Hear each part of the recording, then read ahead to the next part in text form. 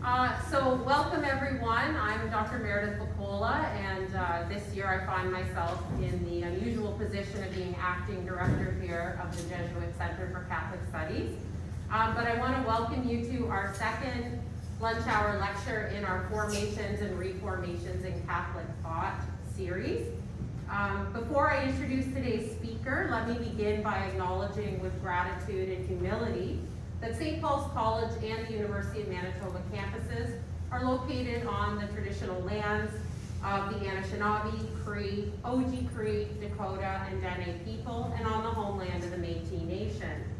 We respect the treaties that were made on these territories, acknowledge the harms and mistakes of the past, and dedicate ourselves to moving forward in partnership with Indigenous communities in a spirit of reconciliation and collaboration.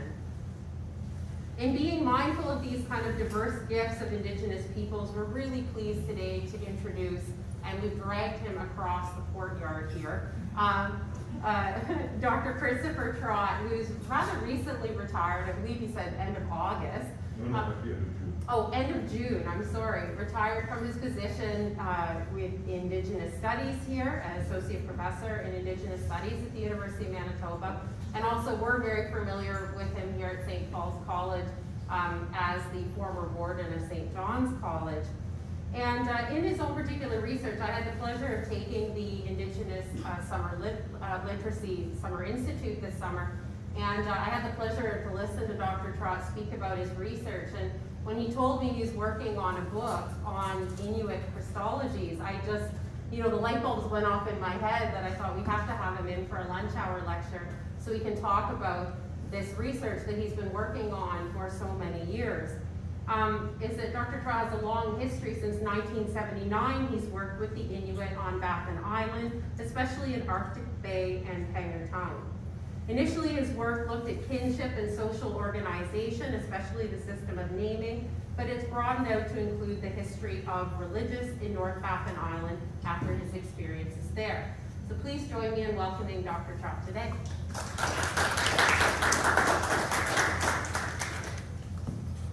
Thank you, Meredith. That's a wonderful introduction. I was just saying to Meredith that I can't undertake any heresies now in at least 4 denominations. I see a Jewish colleague, an Orthodox colleague, my Catholic colleague, and my Protestant colleague. I'm done. There's just no way I can get anything in. I want to start today, and this is going to be kind of out of the blue for you. I want to start by showing you a video, a reenactment of the events that I'm going to talk about in my longer talk.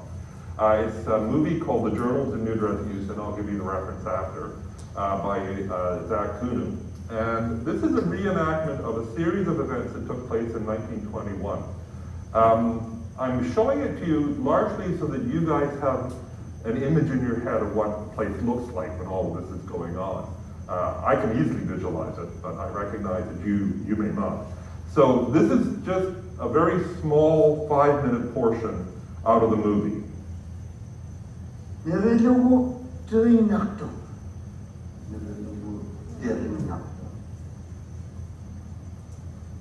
Tamatta Jesusie maakluta. Tamatta Jesusie maakluta. Timinga timinnuakli. Timinga timinnuakli. Tuksiak bigiravut maanna kanimman. Tuksiak bigiravut maanna kanimman. Inyusitoka tunudlugu. Inyusitoka tunudlugu. Nutami inyusaktaarati. Nutami inyusaktaarati.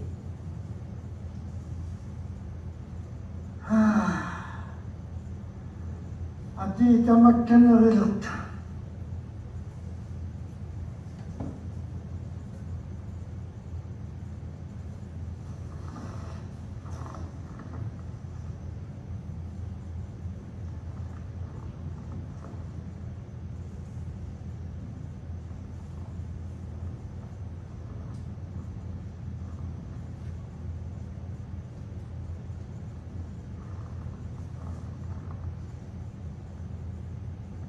Among ito, ito'y nako.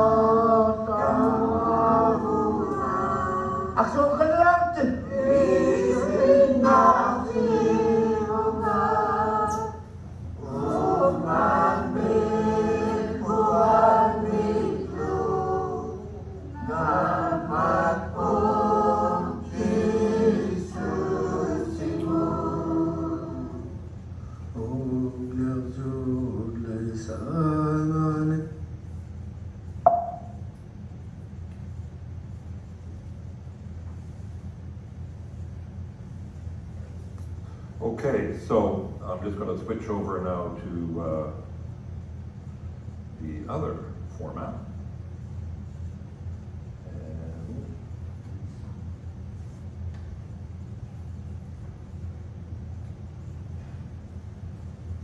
Okay, there we go.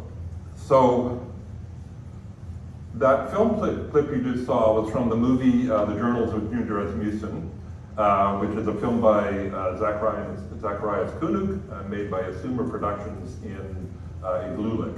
I've given you the address at Asuma TV where you can look up and watch the whole movie. The movie is actually just around 2 hours long. It's a fabulous movie because it shows the choice of a particular shaman. These are all real people, by the way, real people, real events. A particular shaman called Abba who chooses to give up being a shaman and become a Christian, and that's what the movie's about. And that particular clip is what is referred to as Sepiktik. Now, Sepiktik was, as I said, a series of events that took place in Akumelek in 1921. The picture on this screen is actually a real picture from the period, taken by the members of the 5th Thule expedition. If you remember the shot in the film that you just saw, there were 2 white guys. that's supposed to be Peter Freitchen and Thurkel Mathiasen, who were members of the 5th Thule expedition. And they were the ones who actually recorded this, which is why we know about it. But this is a picture taken by them. So as parts of Siqitik, all the sleds and all the igloos were flying white flags. You can see the white flags there in the picture. I have written another entire essay on flags, and I'm not going to do the flag issue today unless you ask me to do it. One of the things that took place is that every person was greeted by a handshake when they arrived, and you even had to shake the hands of the dogs when you arrived. Following an aspect of Inuit custom, all the meat that was hunted was given to Umik, and this entire movement was led by a man called Umik. We're going to talk a little bit more about him. All the meat was given to Umik, and then Umik would redistribute the meat to whoever needed it. Umik was also very keen on exchanging spouses, and there's another entire lecture there, which I'm not going to get into today.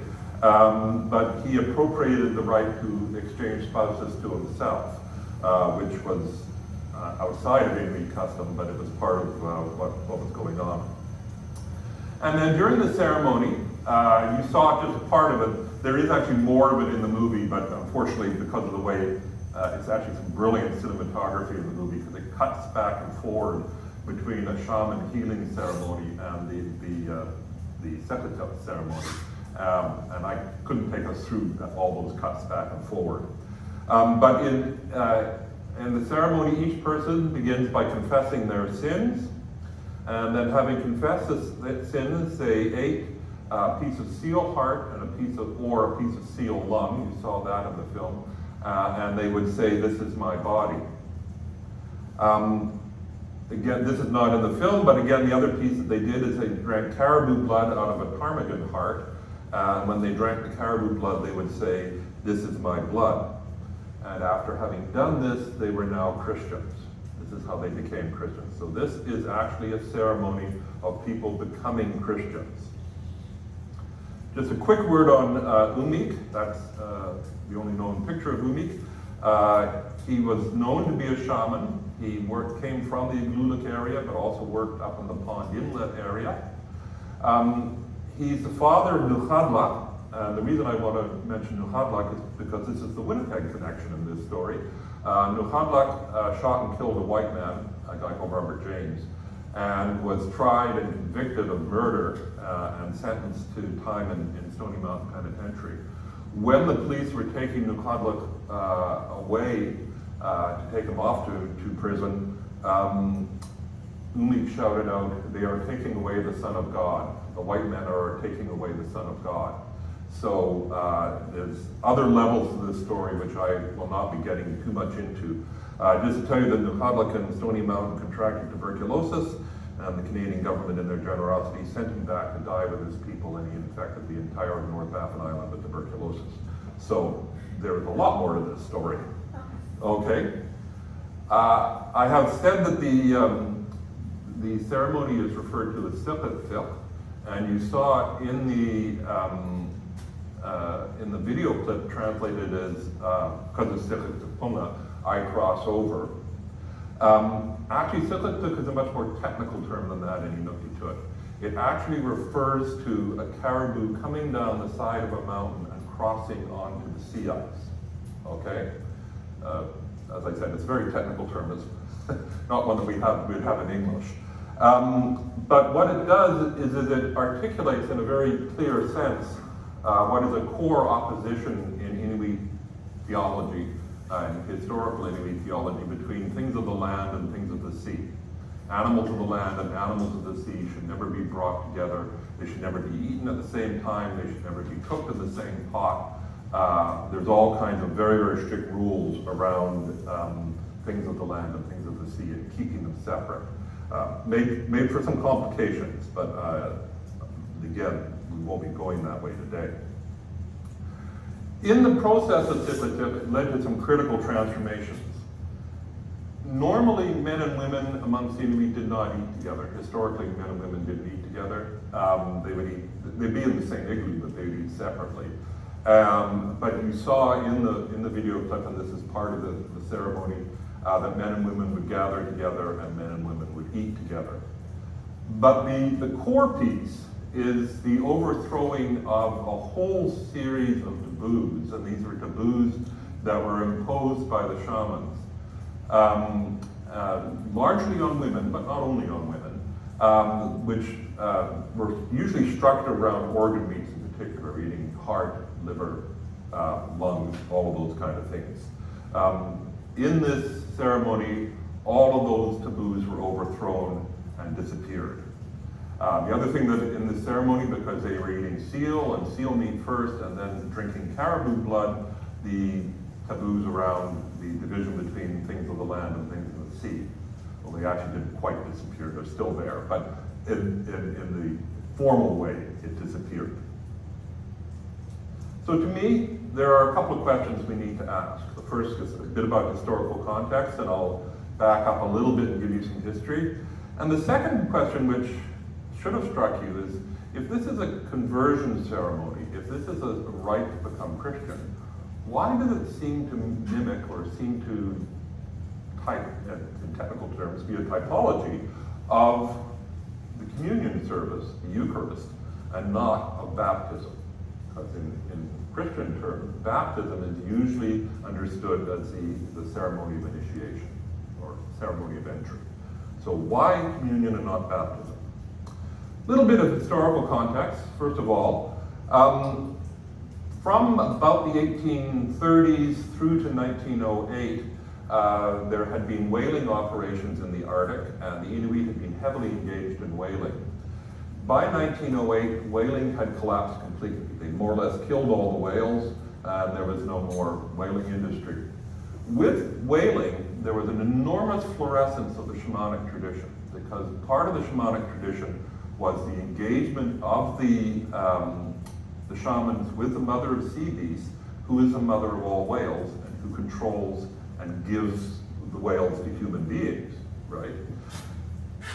With the whaling industry, that became a very elaborate system because, of course, the shamans were helping the whalers hunt the whales.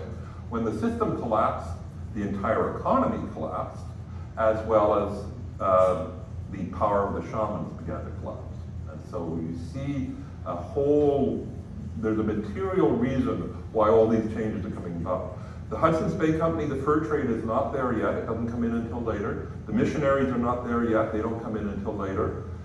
The whalers have withdrawn. So they've had the whalers for about a century, and they've traded with the whalers. The whalers have now withdrawn and disappeared.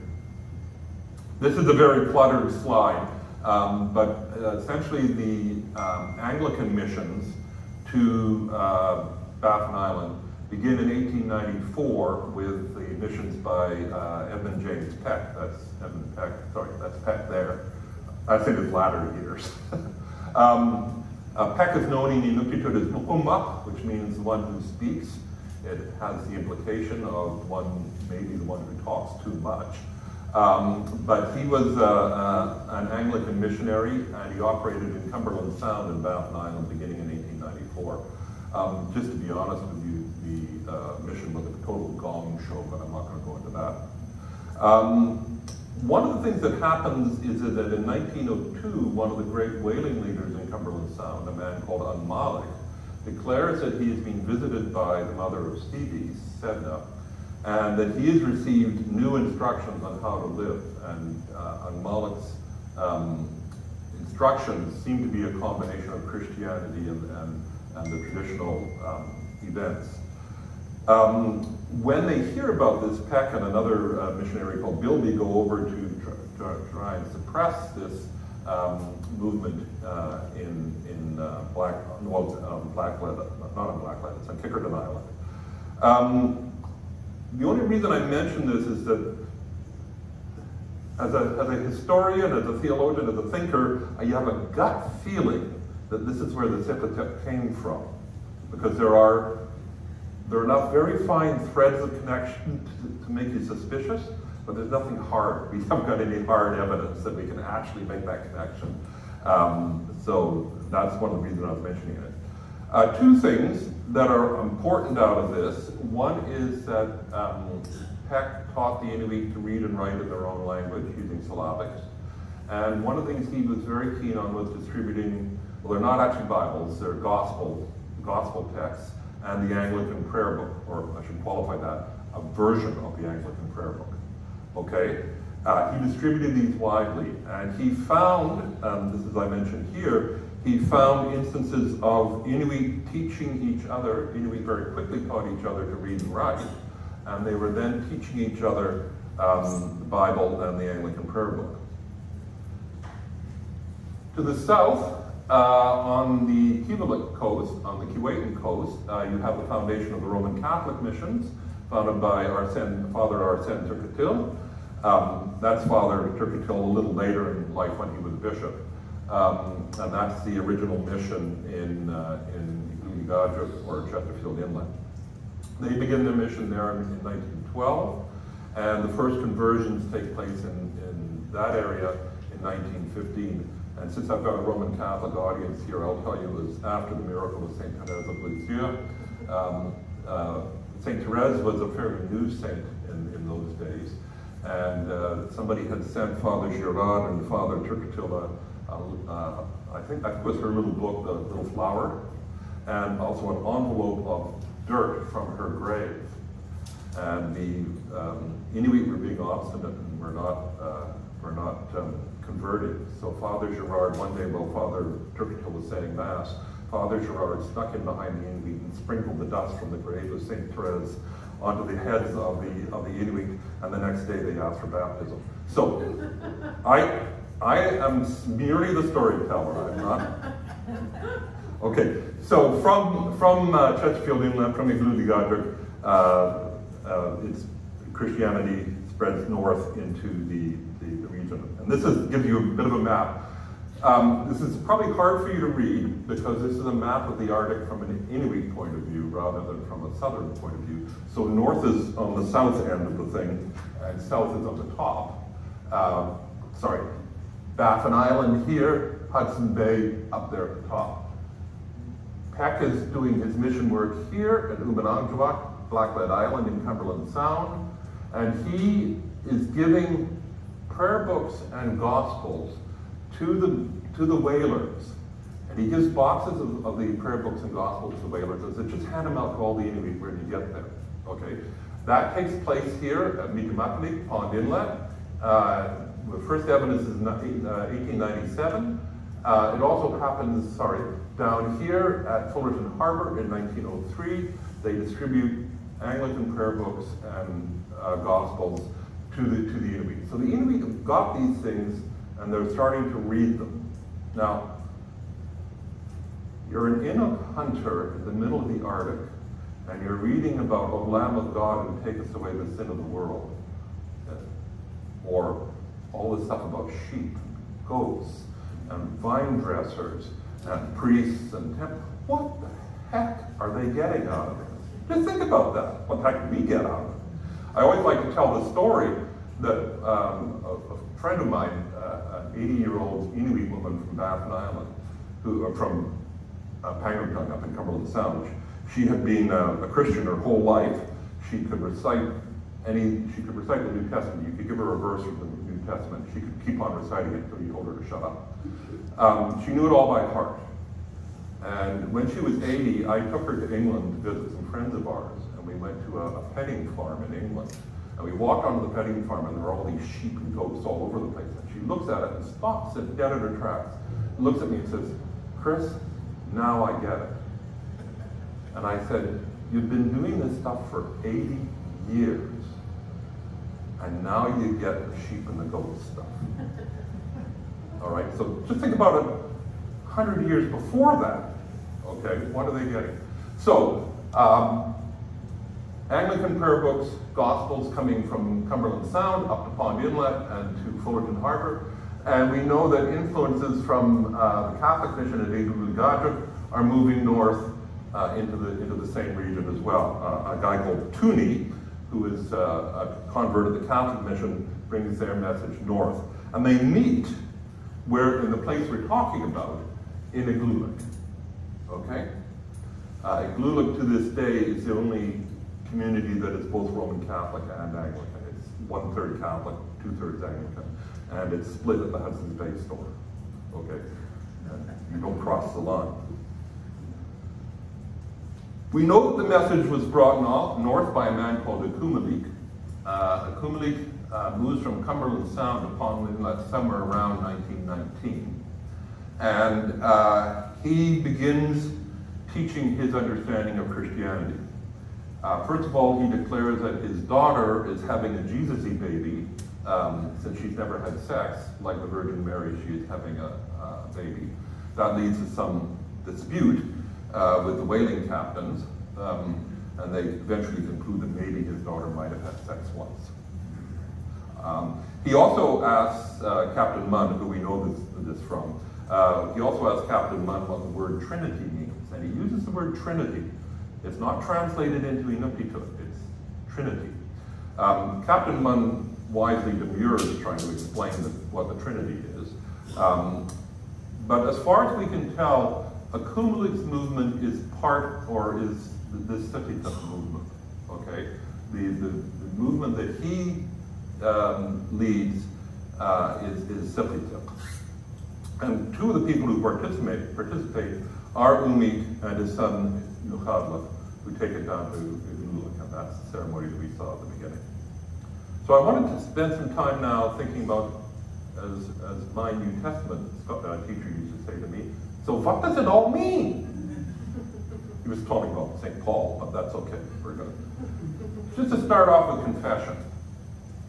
Confession is, as you're probably well aware, very much part of Christian practice. In the Catholic Church, it's auricular confession. In the Anglican Church, it's more communal and public. It's part of a ceremony. I'm being a bit cheeky there about saying after Augustine to focus more on deviation, focus less on deviation from the law and more on moral obligations.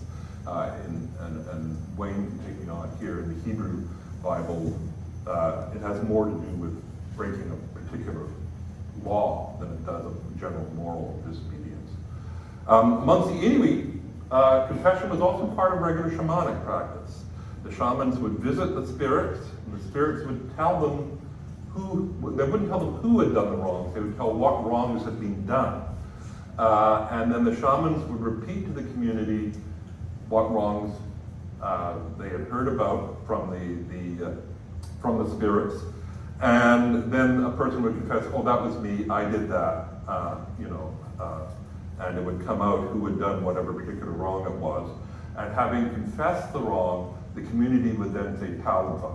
And tauva just means, that's it, enough, over, okay? These confessions were focused more closely, like the Hebrew Bible, on the breaking of very specific taboos, breaking of very specific laws. They weren't from more general moral failings, okay? So there's a parallelism there in the confession. We're going to take a little look at the movement. The question is why communion and why not baptism? And so we'll take a little look at this. So I'm cheating a little bit here. I'm using Dom Gregory Dix's book, The Shape of the Liturgy, which, if you recognize that, that's a very Anglican book, but that's okay.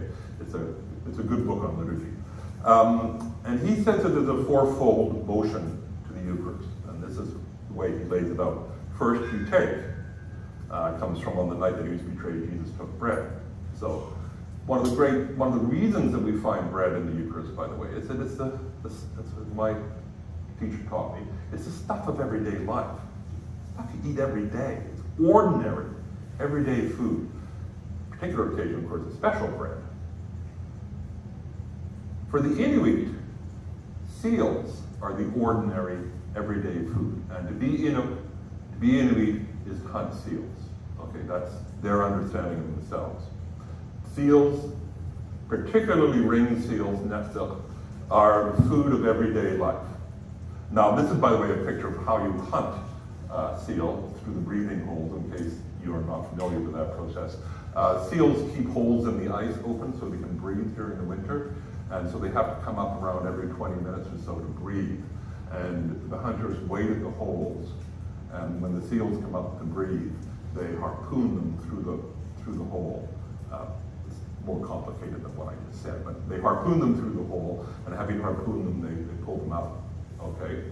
Now, I have to be careful here, and this is important. In Inuit understandings, it's not so much that hunters hunt seals, but rather that the seals give themselves to the hunters. So the seals swim around under the ice, and they find the hunters of pure mind and pure thought, and they offer themselves up. You should be able to see where this is going already. They offer themselves up and give themselves to the hunter. Okay? They don't feel any pain if the hunter harpoons them properly. I'll also just tell you that in the same way that women give birth to children by pushing the child through their vagina, men give birth to seals by pulling them through the seal hole. Okay, so but that doesn't actually play into this particular, well, it might, but I don't want to go that way.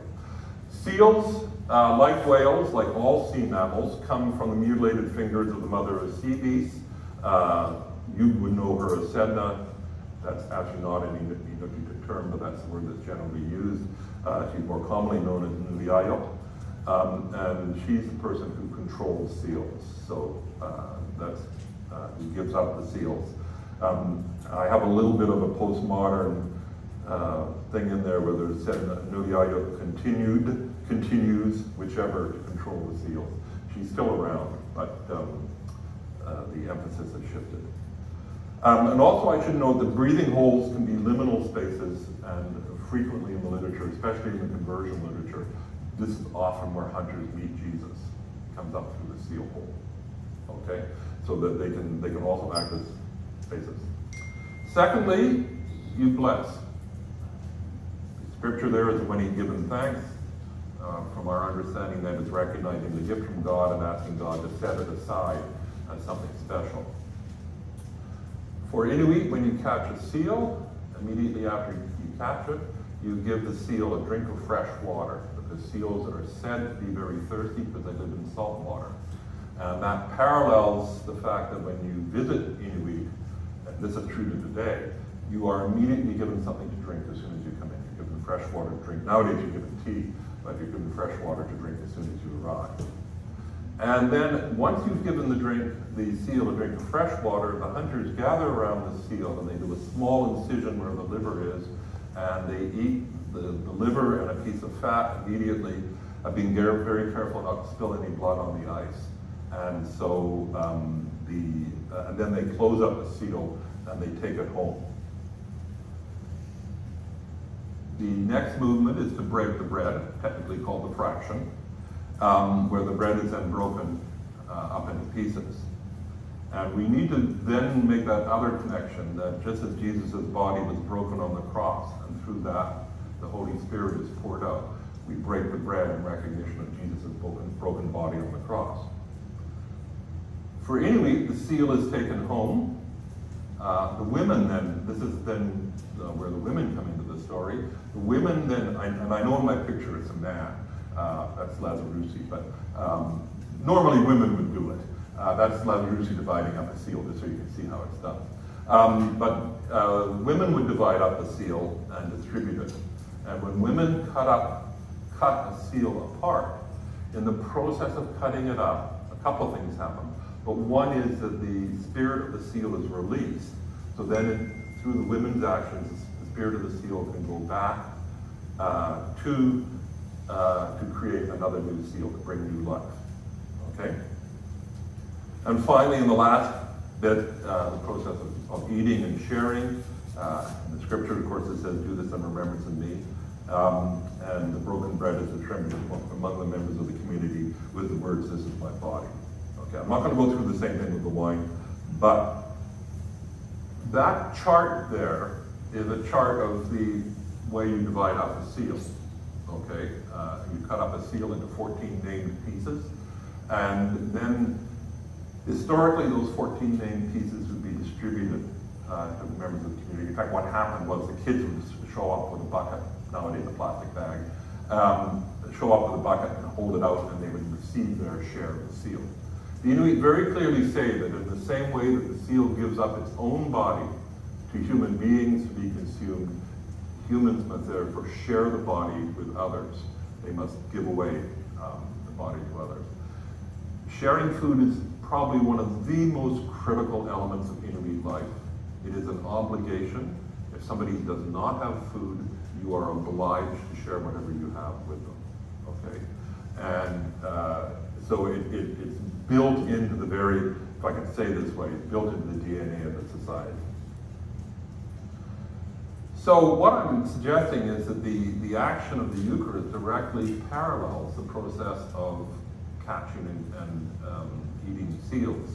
So that in the same way that a seal offers itself up for sacrifice for humans, and through the breaking and distributing of its body, its spirit is released and humans are nourished and new life is created, Jesus offers himself up in sacrifice for us. And through the breaking of his body in the bread and on the cross, his spirit is released and therefore becomes available to all of us. So that is my argument of why the Inuit moved to the Eucharist, because it paralleled something that was recognizable to them. I promise you there's going to be lots of heresy, Christine. Have you got the Archbishop on the phone there? All right. So why not baptism? There's some dispute about the extent to which Inuit knew about baptism at the time, but I think they did know about it. For one thing, they had the Anglican prayer book, which has a baptismal rite in it. And secondly, some Inuit had already been baptized, both in Glugajuk in the Catholic mission and in the Anglican mission in Cumberland Sound. But the problem with baptism, well, not the problem, I recognize that baptism has multiple layers of meaning. Okay, but one of the things that happens in baptism is that the child is given a name. Okay, that's in fact the first thing that happens when they get to the actual baptism. Is what do you name this child? Well, names have a very, very specific valence for Inuit, and that's where the problem lies. For Inuit, you inherit your name from the last person who died, and the named soul of that person enters into the child and is reborn again in the child, okay?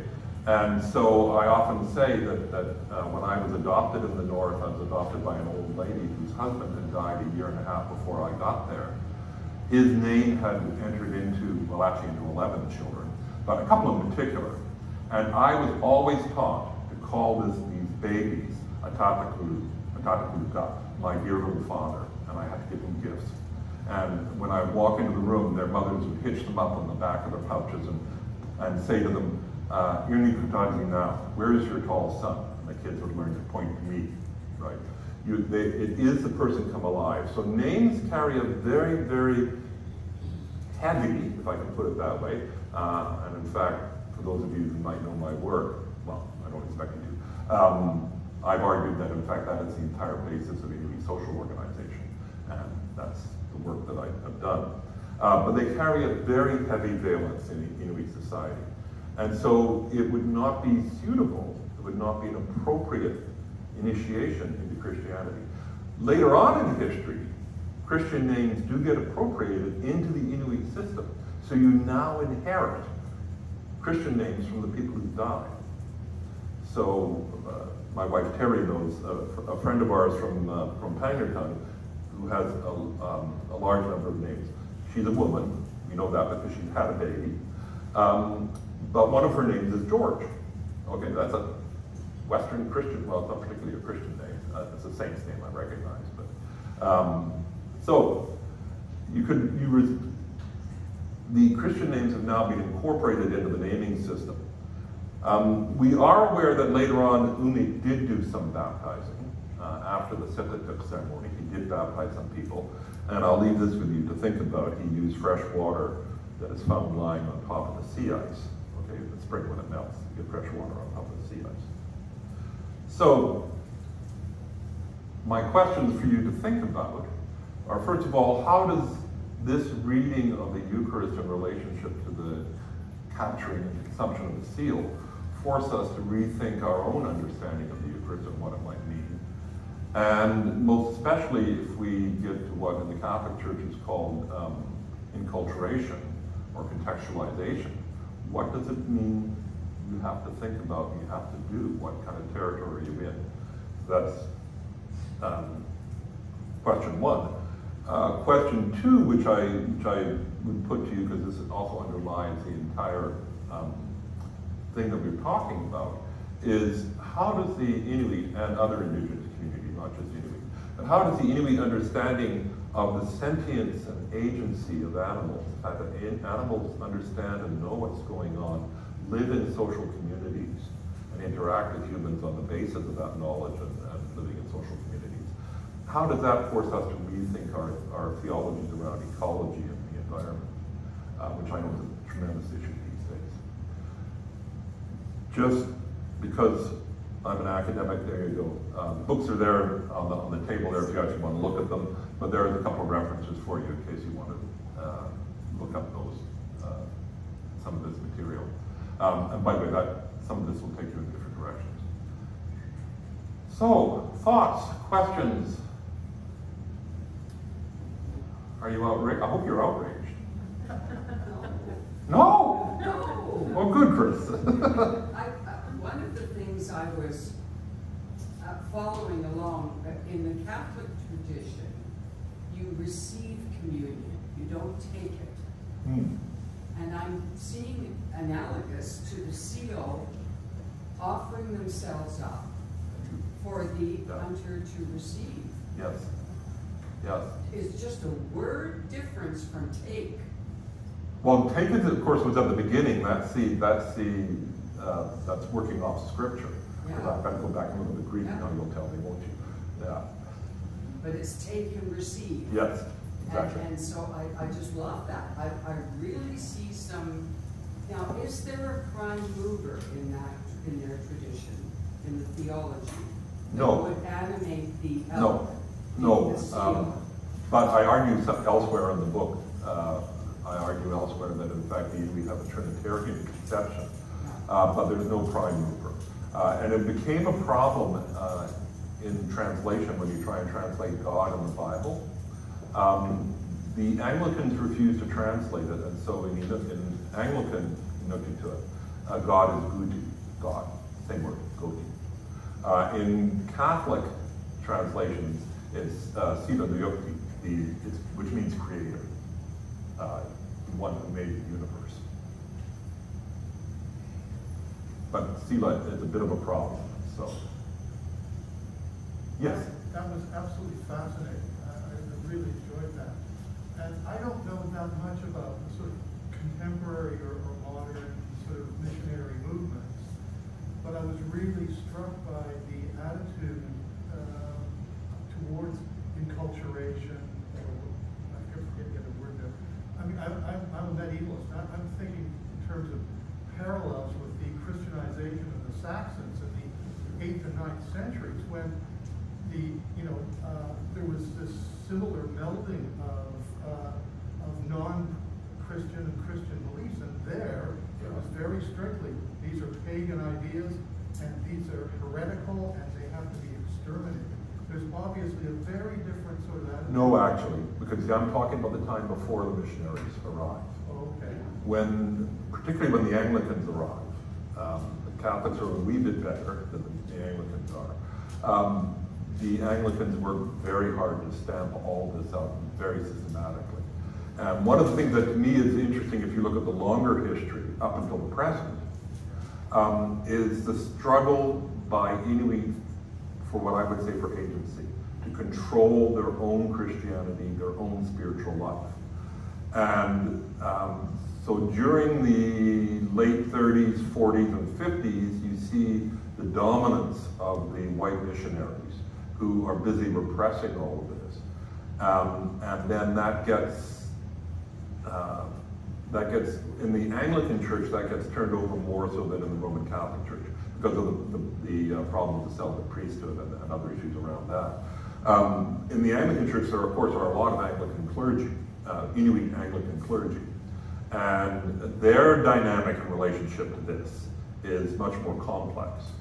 And in fact, Akumelek's granddaughter marries one of the first Anglican priests, Inuit Anglican priests.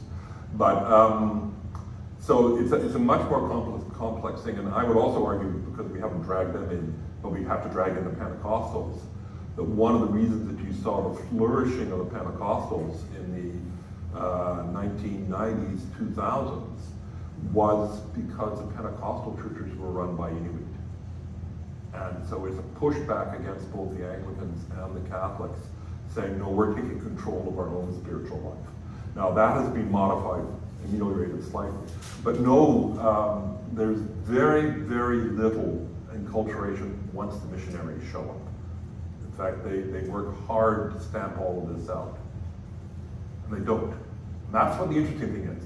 And Wayne, just one point, I think two things out of that. One is, because the Christian tradition has nothing, and I would say the Hebrew tradition, but Wayne can correct me on this, the Christian tradition has nothing to say about the sentience and personhood of animals.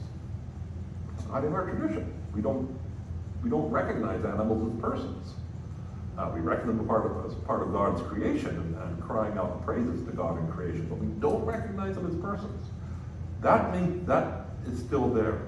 The second thing that is still very strong is the naming tradition. And so you still get your name from the last person who died, and you are that person come alive. Okay? And so there are all kinds, those two things, the missionaries were never able to touch. And because they are so core, I think that's where some of this other stuff comes from. Sorry, Wayne. If we don't have a prime mover of God Almighty, God the Father, then where does Jesus come from? Well, that's of course, much of the early teaching is about God the Father as the prime mover, and trying to articulate God as being above and in control of everything. Jesus gets equated with a number of different figures in Inuit thought.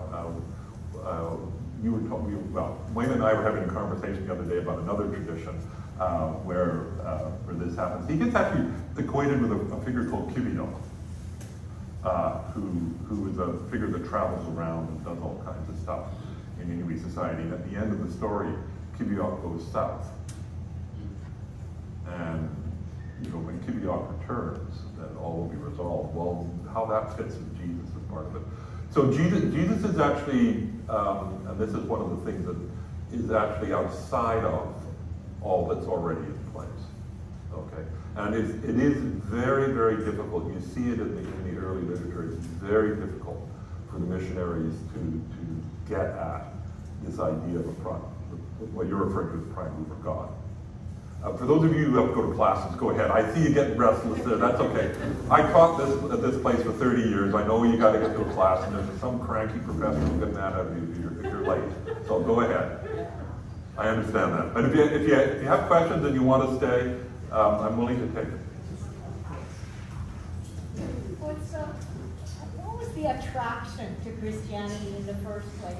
Was it that it was seen as a progressive move away from all the taboos, that it was trampling over the taboos, minimizing the taboos? Is it seen in a progressive light? Or, most of the time, the appeal of monotheism and general Christianity, this in particular, is the idea of eternal life. Oh, well, that's another problem. Eternal life is another whole issue. Just a couple things there. If you read most of the literature, and if you read the missionary literature, most of the literature says that it was in the overturning of those taboos, particularly for the women, releasing the women from all these constraints and restrictions, that was so attractive. But they replaced them with other taboos. Well, yes, they did, actually. A lot of the taboos are about eating, and all the Christian taboos are about sex. I know, and one of the interesting things is to see how they have to try and impose all the taboos about sex. So that point is in the literature. I'm trying to argue here, part of the reason that it was attractive is because it made sense within a frame of understanding that they already had. Okay, that's point one. And I do say, and I will stick to the guns on this, I do think that the material argument, the collapse of whaling and the collapse of the existing systems of understanding is also critical. Because when that collapses, what do you do next? Okay, and somebody shows up with an offer, so to speak. Sorry, yeah. Was that the point when the winds collapsed? What time frame is that? Instead of before the Hudson's Bay had... Yeah. Whaling collapses in 1908. Okay. Hudson's Bay Company begins to expand in the Arctic in 1919. You got a little thing called the First World War in there, which kind of complicated things. Remember that? So HBC begins to expand in 1919. They don't make it here until 1930. Well, actually, no, later than that. They don't make it here until 1936. But HBC begins to expand in the Arctic through the 20s. Rapid expansion through the 20s. So this is right at the beginning of the 1920s this is taking place. Okay? The missionaries begin expanding also with the HBC, here before Christ, with the HBC in the 1920s. Okay? Now, because Igloolik, where these events took place, is actually a very difficult place to get to. In the competition between the Anglicans and the Roman Catholics, they both establish a mission at Pond Inlet, which is north of Igloolik, but easily connected to Igloolik. People went back and forth all the time. They established a mission in Pond Inlet in 1929, and both the Anglicans and the Roman Catholics arrived on the same boat, the same day, the same time. Anglicans cheated though, because they sent a bishop the year before to baptize everybody. So, you know, that kind of blew the Roman Catholics out of the water in Pond Inlet.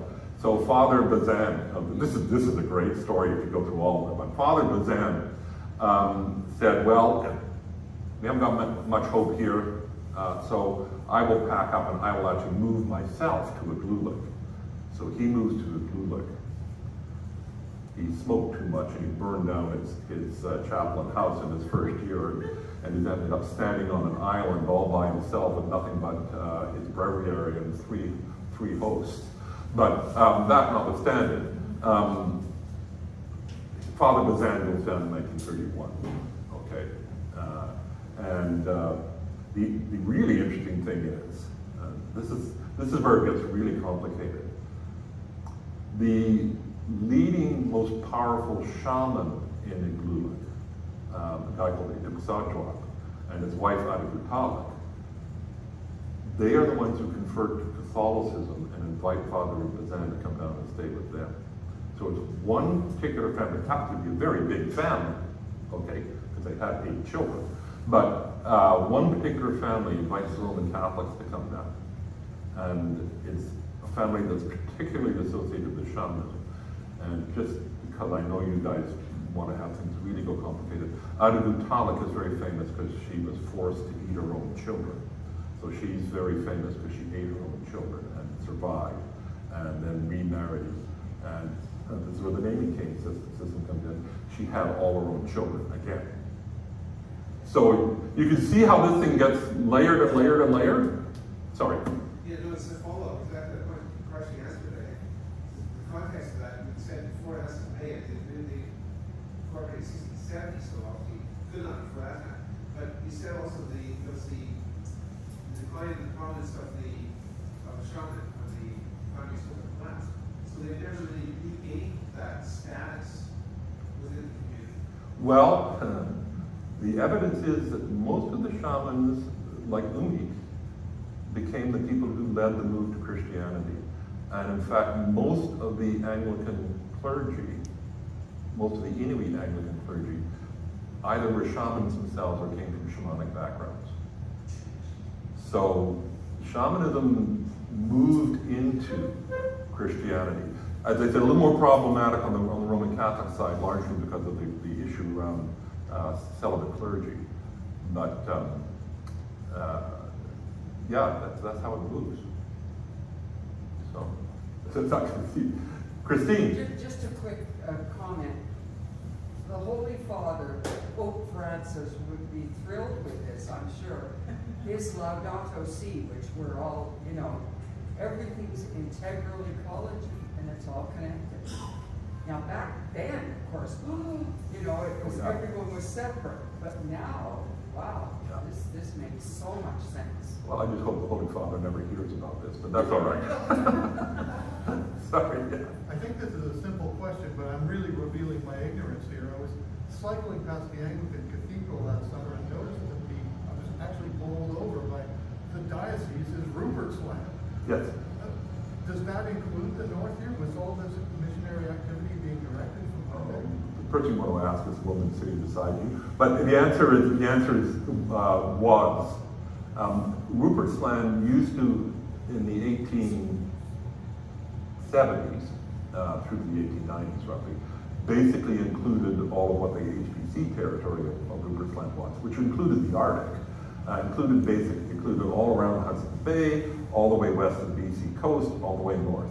Now, here's a very obscure historical fact for you. The diocese, the episcopal province, the ecclesiastical province of Ruperts Land, which is what you're referring to, is the only province in the Anglican Communion which started off as a giant diocese and was broken up into smaller dioceses. So over the course of time, chunks were broken off Ruperts Land, formed these other dioceses like the Arctic. So the Arctic was broken off in 1933, okay?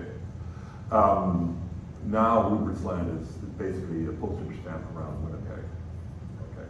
So, but at one time, yes.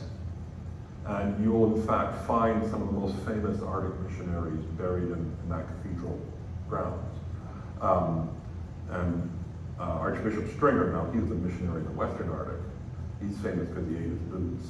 Archbishop Stringer had a heart attack in the middle of Smith Street after having attended morning prayer at Holy Trinity Church. He had a heart attack, died. So he's buried here too. So, you know, the connections are deep. Yeah. So thank you, Meredith.